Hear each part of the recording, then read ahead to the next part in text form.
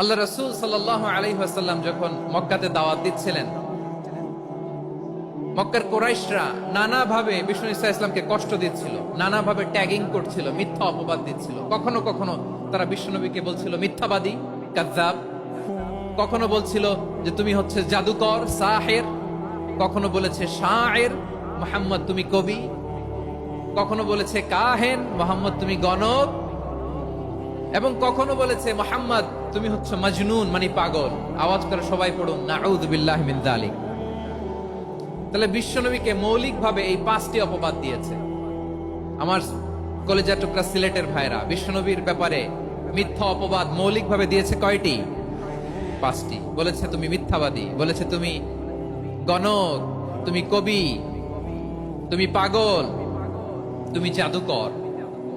বিশ্বনবীকে যে এই 5টি অপবাদ দেয়া হলো, আল্লাহ তাআলা এটা সহ্য করেননি। এই 5টি অপবাদের বিপরীতে আল্লাহ তাআলা বিশ্বনবীর 5টি চমৎকার বৈশিষ্ট্য উল্লেখ করে সূরাতুল আহজাবের 2টি আয়াত নাজিল করেছেন। আওয়াজ করে পড়েন আল্লাহু আকবার।